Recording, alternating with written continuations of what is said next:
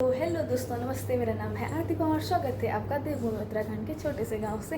तो दोस्तों, आज की मॉर्निंग की शुरुआत हो रही है हमारी सुबह के 9 बजे से। और आप एक बार बाहर का व्यू देख लो। तो क्लाउडी वेदर हो रखा है और सारी जगह देखो बादल बादल लगे हुए हैं। और देखो भाई, गमलों में अलग ही चमक आ रखी है। आज तो बहुत तेज़ बारिश हो रही थी और अभी तो मौसम सही हो गया है। और यहाँ पे झाड़ू पोछा भी लग गया है, सारे रूम की सफाई हो गई है। और इस वाले रूम से देखो भाई बाहर का क्या व्यू दिखता है।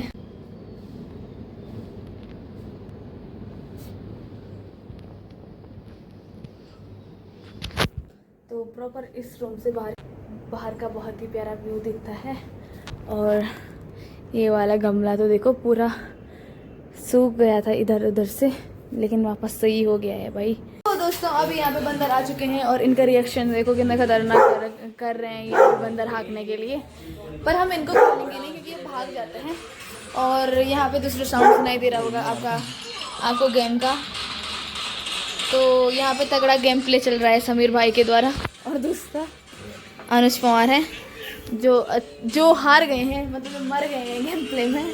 ओह माय गॉड, इन पे हेडसेट लग गई। दाल बनाने के बाद मैं जाती हूँ हरी सब्जी लेने। तो दोस्तों, अभी मैं आ रखी हूँ सब्जी लेने। और भाई देखो, हरी सब्जी इतना निकाल के ना इन पे हो ही नहीं रखी है भाई। और ये देखो यहाँ पे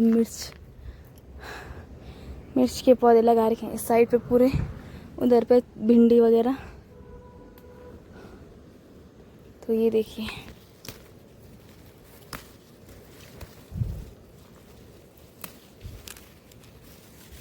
तो दोस्तों अभी मैं जा रही हूँ मम्मी को लेने घास से। और मम्मी और नानी जा रखे थे वहाँ पे घास के लिए, तो चलते हैं अभी। और आज तो ना पूरा कोहरा लगा हुआ है। मुझे सामने जाना था लेकिन वहाँ पे कोहरा लगा हुआ है, तो पता ही नहीं चल रहा भाई कि मम्मी लोग कहाँ तक पहुँच गए हैं। तो चलते हैं एक बार। और अभी तक तो इतनी तेज़ बारिश हो रही थी ना, लेकिन अभी ना थोड़ा सा बंद है करके। और मुझे यहाँ से होके उधर जाना है भाई। तो दोस्तों, अभी ना ऊपर से तो बहुत सारे बंदर हैं, लेकिन यहाँ पे इतनी सारी छिपकलियाँ हैं ना भाई साहब, तो आगे जाने की हिम्मत नहीं हो रही है। और अब मैंने घर से ना बुआ के लड़के को बुला रखा है, मतलब समीर को, छोटा भाई है मेरा। तो भाई इतनी सारी छिपकलियाँ हैं ना, मतलब एक दो होती तो चलता, भी इतनी सारी झुंड में भाई, कोई आगे से फिर आगे से फिर आगे से। और ना मैंने उनको भगाया तो वो मतलब काटने के लिए से पीछे से दौड़ते ना, ऐसे ही कर रहे हैं भाई। हालत ख़राब हो गई। ऊपर पे ना अभी दिख नहीं रहे पर, लेकिन इतने सारे बंदर हैं ना वहाँ पे भाई साहब। और वो यहाँ नीचे तक आ रखे थे, अभी तो मैंने भगाए फिर उनको। लेकिन ना इतनी सारी छिपकलियाँ, मतलब पतली पतली भी नहीं है भाई, बहुत मोटी मोटी छिपकलियाँ हैं भाई वहाँ पे। और बंदर देखो कैसे आवाज़ कर रहे काटने के लिए। बड़ा मुश्किल जीवन है। तो फाइनली उधर से ये समीर भाई आ ही गए हैं, ये देखो।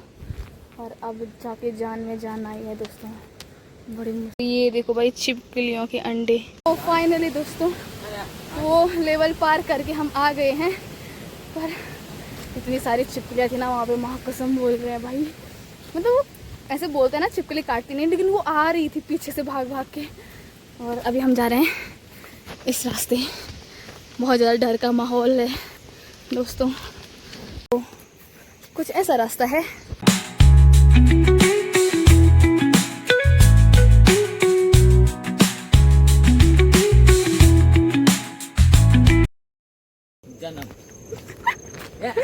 फाइनली हम पहुंच गए। 12 लोग होते हैं, 12 फीट पर।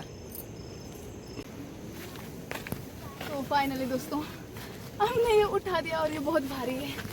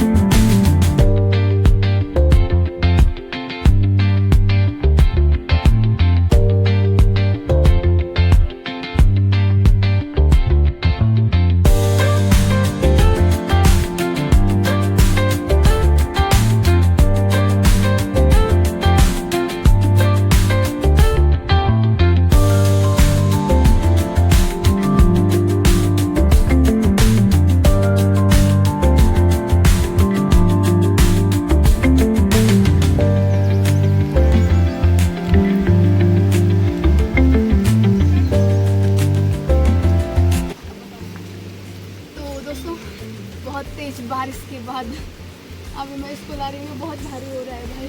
और अभी फिर से बारिश स्टार्ट हो गई है। अब बारिश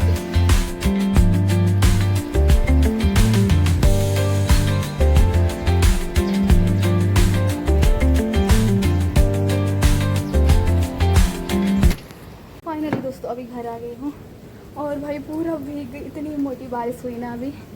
तो ये देखो भाई कितनी मोटी बारिश हो रही है और वो इतना भारी था, हालत ख़राब हो गई दोस्तों। मुझे लग रहा है ना कि मेरे पैर पे जोंक ने काट दिया है। ये देखो इतना सारा खून आ रहा है इससे। कुछ तो अभी मैंने उधर से चप्पल उतार के आई तो शायद बह गया है, लेकिन देखो भाई और पूरा मिट्टी मिट्टी हो गए पैर।